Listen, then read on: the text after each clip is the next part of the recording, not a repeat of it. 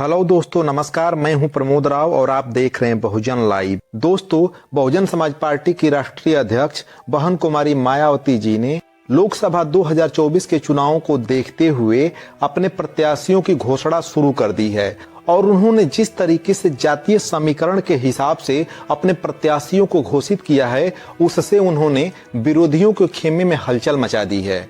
अब विरोधी यह सोचने के लिए मजबूर हो गए हैं कि आखिर उन लोकसभा सीटों पर हम अपने प्रत्याशी को बदलें या क्या करें जिससे बहुजन समाज पार्टी को हराया जा सके। क्योंकि बहन कुमारी मायावती जी राजनीति की धुरंधर खिलाड़ी हैं। वह अच्छी तरह से जानती हैं कि चुनावों को कैसे जीता जाता है। ये बात अलग है कि कुछ वर्षों से कुछ चुनावों में बहुजन समाज पार्टी की उतना अच्छा प्रदर्शन नहीं रहा जैसे प्रदर्शन की उनसे उम्मीद की जा रही थी। लेकिन अगर आंकड़ों पे नजर रखा जाए तो बहुजन समाज पार्टी के पास जितना वोट पहले था उतना वोट आज भी पड़ता है, बस उनका वोट जीत में कन्वर्ट नहीं हो पाता है। अपने वोटों को बहुजन समाज पार्टी ने जीत में बदलने के लिए इस बार को जो प्लान बनाया है वह बेहद ही समझदारी से भरा हुआ है। क्योंकि बहुजन समाज पार्टी का जो मूल वोटर है दलित समुदाय, वह समाज बहुजन समाज पार्टी का साथ किसी भी कीमत पर किसी भी शर्त पर नहीं छोड़ता है। वहीं पे दूसरी तरफ मुस्लिम समाज का वोट जो भारत में लगभग 20% के आसपास है और किसी किसी सीट पर तो 40% के आसपास है। इसी मुस्लिम वोटर को साधने के लिए और अपने पार्टी से जोड़ने के लिए बहुजन समाज पार्टी ने मुस्लिम समाज के प्रत्याशियों को मैदान में उतार दिया है। आप समझ सकते हैं कि 5 घोषित प्रत्याशियों में से बहुजन समाज पार्टी ने 4 लोकसभा सीटों पर मुस्लिम प्रत्याशी उतार दिया है, जिसमें से कन्नौज लोकसभा सीट पर अकील अहमद बहुजन समाज पार्टी के प्रत्याशी हैं, जो पूर्व में समाजवादी पार्टी के नेता थे।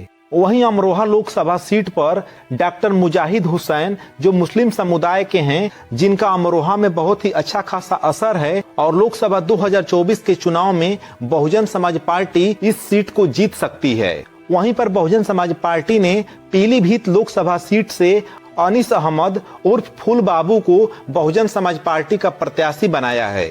बहुजन समाज पार्टी ने अपने चौथा मुस्लिम प्रत्याशी मुरादाबाद लोकसभा सीट से उतारा है, जहां पर इरफान सैफी बहुजन समाज पार्टी के लोकसभा प्रत्याशी हैं।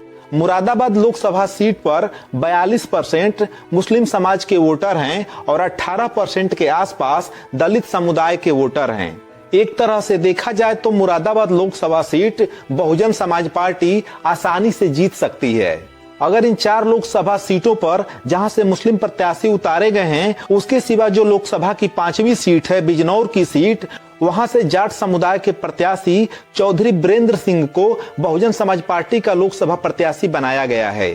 कुल मिलाकर के बहन जी ने लोकसभा 2024 में दलित मुस्लिम एकता पर काम कर रही हैं और विशेष करके मुस्लिम समाज के वोटरों को अपने पास लाने के लिए मुस्लिम समाज के प्रत्याशियों को टिकट दे रही हैं। अगर उनका यह समीकरण कामयाब होता है तो 24 के चुनाव में बहुजन समाज पार्टी अच्छा प्रदर्शन कर सकती है। तो दोस्तों, आपको क्या लगता है कि बहुजन समाज पार्टी का 2024 के चुनाव में कैसा प्रदर्शन रहेगा? कमेंट करके जरूर बताइएगा। वीडियो देखने के लिए आप सभी का बहुत बहुत धन्यवाद, बहुत बहुत आभार।